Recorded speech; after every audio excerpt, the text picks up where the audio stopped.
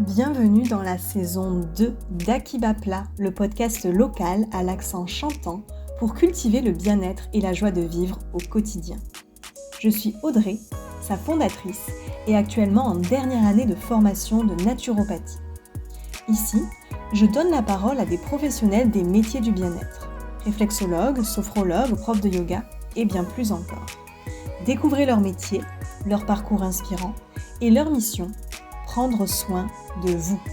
Pour soutenir le podcast, vous pouvez le partager autour de vous, mettre 5 étoiles ou un pouce sur les plateformes d'écoute, ou bien encore faire un don sur la cagnotte Litchi. Tout soutien à cette aventure 100% bénévole est le bienvenu. Et maintenant, place à votre nouvel épisode. Cela ne vous aura pas échappé.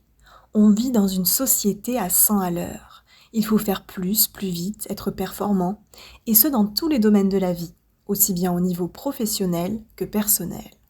Cela peut engendrer fatigue, déprime, stress, sentiment de ne jamais en faire assez, de ne pas avoir assez de temps, sensation d'être pris dans un tourbillon du matin au soir. Mais finalement, après quoi court-on ? Pour le savoir, encore faut-il pouvoir prendre du recul sur sa vie, s'arrêter un instant, mettre sur pause et se poser la question. C'est ce que j'ai fait à 2 reprises cette année, en séjournant dans des abbayes. Et dans cet épisode, je vous partage mon expérience. Bonjour, je suis ravie de vous retrouver dans cet épisode au format inédit, puisque contrairement aux autres, je suis cette fois-ci en solo. J'avais envie de vous partager mon expérience de retraite dans des abbayes. Et comme je le disais en introduction, on a parfois le sentiment d'être pris dans le tourbillon de la vie. En tout cas, moi, c'est ce que je ressens assez souvent. Et pour pallier à ça, j'ai eu envie de me couper un petit peu du monde il y a quelques mois. Et donc, quoi de mieux qu'une abbaye pour cela ? Dans cet épisode, je vais vous expliquer pourquoi j'ai choisi de séjourner dans des abbayes, quelles ont été mes expériences, et vous verrez que chaque séjour est complètement différent. Quels effets j'ai pu observer pendant et après ces séjours. Et je vous donnerai aussi quelques tips si vous voulez tenter l'aventure de votre côté. Alors peut-être que vous vous posez la question, mais comment est-ce que j'ai eu l'idée d'aller faire une retraite dans une abbaye ? Et pourquoi faire ? Qu'est-ce que j'attendais de cette expérience ? Pour tout vous dire, je cherchais des idées de retraite type Vipassana, c'est-à-dire une retraite qui se fait pendant 10 jours en total silence, ou d'autres types de retraites. Et en faisant ces recherches, je suis tombée sur un site internet qui s'appelle retreat.fr et qui proposait des retraites dites spirituelles. Donc des retraites à travers toute la France, c'est-à-dire des séjours dans des abbayes, des monastères, etc. Et là, je me suis dit, pourquoi pas ?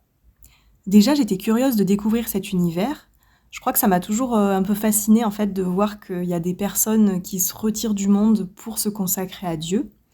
Et pourtant, je me considère pas comme catholique. En fait, mes parents ont fait le choix de me faire baptiser lorsque j'étais bébé, mais à la suite de ça, j'ai pas fait de catéchisme, j'ai pas fait ma première communion et on n'allait pas spécialement à la messe. Donc c'était vraiment un monde inconnu pour moi. Et vu que j'adore sortir de ma zone de confort, je me suis dit que j'allais tenter l'expérience. J'avais aussi envie de faire une pause dans mon quotidien, de me retirer du monde, de couper un petit peu de tout. Et ça me semblait être un bon endroit pour le faire. Et j'avais aussi besoin de silence, de recueillement, d'apaisement. Et pareil, je me suis dit que ça semblait être un endroit propice pour cela. Donc j'ai cherché sur le site une abbaye qui était pas très loin de chez moi. Et j'en ai trouvé une dans mon département, donc c'est-à-dire dans l'Aude. J'ai pris contact avec les chanoines de cette abbaye. Et j'ai choisi de faire un séjour de 6 jours et 5 nuits. Bon, avec du recul, je me dis que j'y suis allée un peu fort dès le début. Mais voilà, j'étais motivée, j'étais curieuse et je me sentais prête pour cette expérience. Et pour corser le tout et être vraiment dans cette idée de « je me coupe du monde », j'ai mis mon portable en mode avion tout au long du séjour. Donc impossible de recevoir et passer des appels, idem pour les messages et les réseaux sociaux. J'avais envie de voir ce que ça faisait de ne pas avoir de téléphone, puisqu'en fait ça ne m'était jamais arrivé. Sauf avant d'avoir un portable, donc c'est-à-dire depuis le collège en fait, j'avais toujours eu mon portable sur moi. J'ai prévenu ma famille que je ne serais pas joignable, j'ai fait mon sac et je suis partie en direction de l'abbaye. Là, j'ai été accueillie par un chanoine, il m'a montré le cloître et l'église, il m'a informé des horaires des différents offices et puis il m'a donné la clé de ma chambre.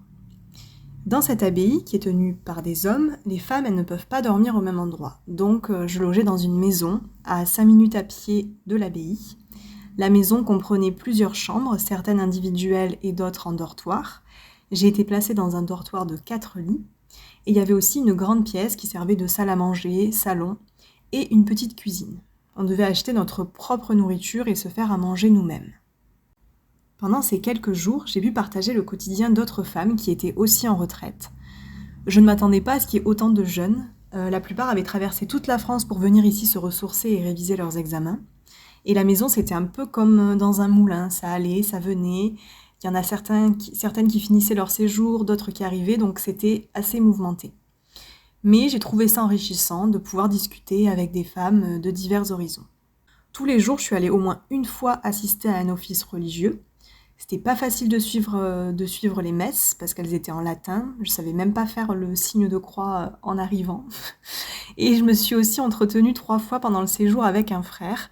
Il m'a parlé des textes religieux, des martyrs, il m'a recommandé des textes à lire, etc. Et c'est ce que j'ai fait parce que je n'y connaissais pas grand-chose et comme je vous le disais au début de l'épisode, j'étais curieuse. Mais en fait, je passais le plus clair de mon temps dehors, toute seule, dans la nature, parce que je me suis vite aperçue que c'était ce qui me faisait le plus de bien, qui me ressourçait le plus. Et j'avais du mal aussi à apprécier les offices religieux. Je trouvais que c'était austère et que ça manquait de joie.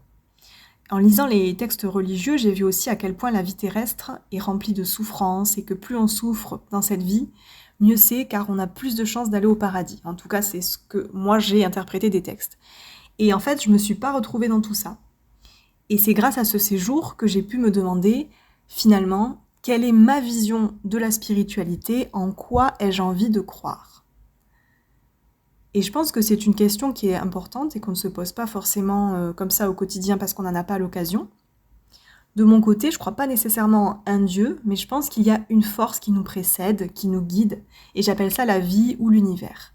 Et cette vision-là me convient mieux car j'ai l'impression que c'est plus joyeux, que finalement tout est lié, que rien n'arrive par hasard et que l'objectif de cette vie terrestre, c'est de nous faire vivre des expériences pour grandir et évoluer.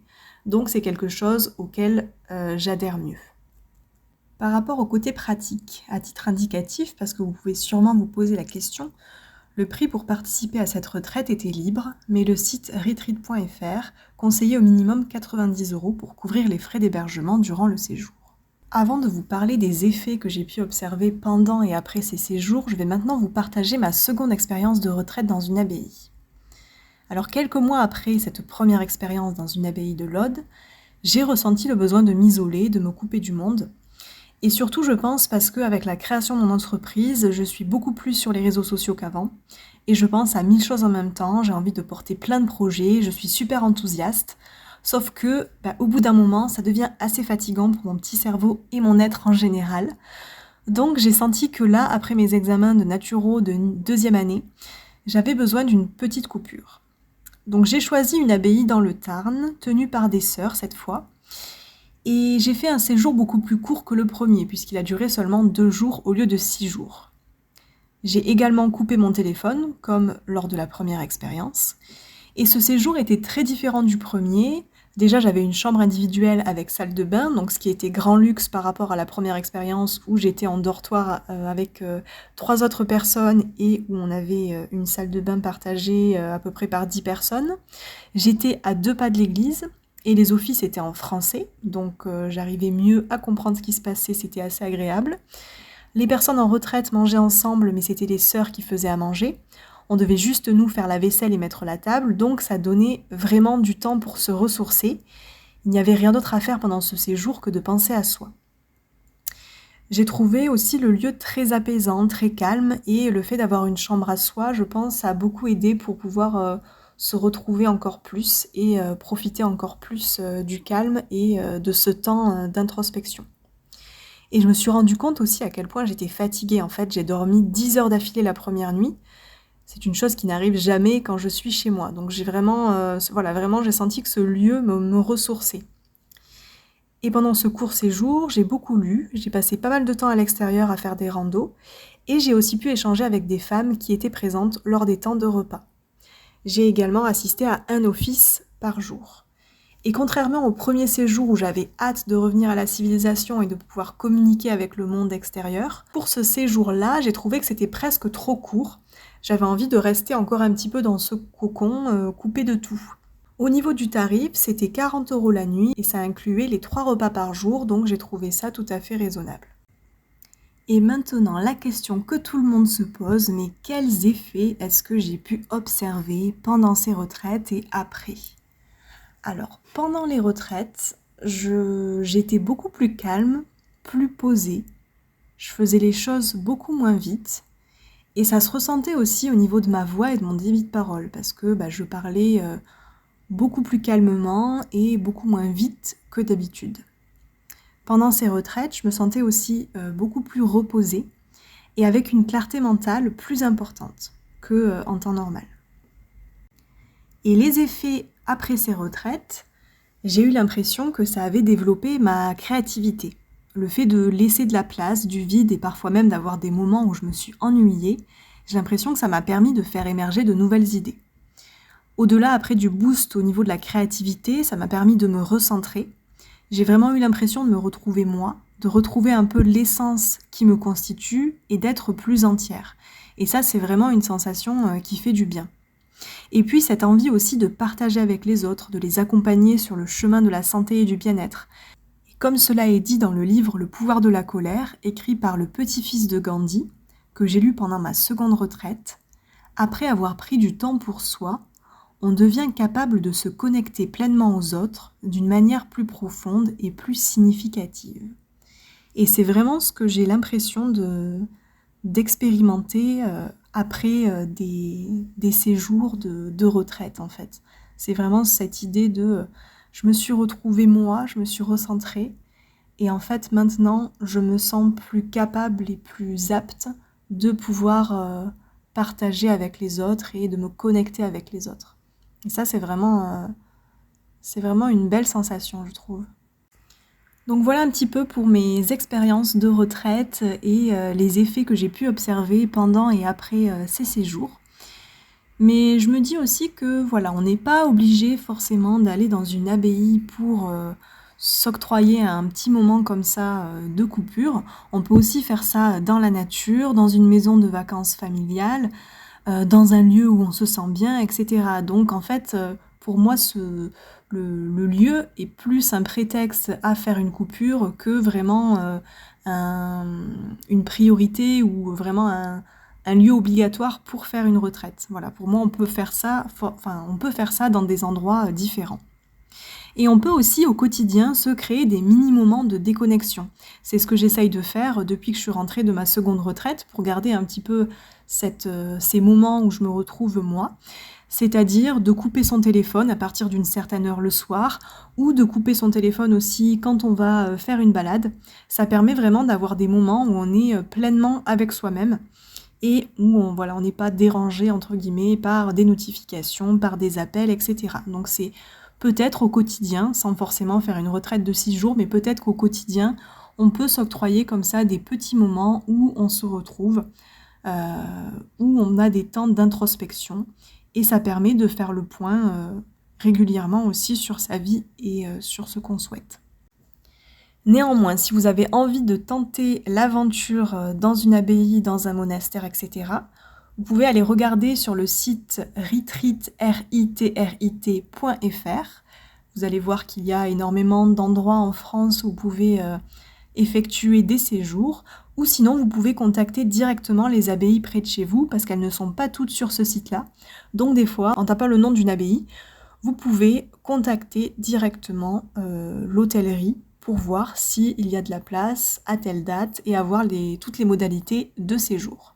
J'espère que ce premier épisode en solo vous aura plu, que vous aurez pu trouver des réponses et que voilà, si c'est quelque chose qui vous tente, ça vous donnera encore plus envie de sauter le pas et de vous créer des moments pour se couper du monde pour mieux vous retrouver. N'hésitez pas également à me poser des questions, que ce soit sur YouTube ou sur les réseaux sociaux. Je serai ravie de vous répondre si vous avez des interrogations par rapport à tout ça. À très bientôt! C'était Akibapla, le podcast local à l'accent chantant, pour cultiver le bien-être et la joie de vivre au quotidien. Pour retrouver toutes les actualités et connaître le nom des prochains invités en avant-première, abonnez-vous à la page dédiée sur Facebook et Instagram. Prenez soin de vous!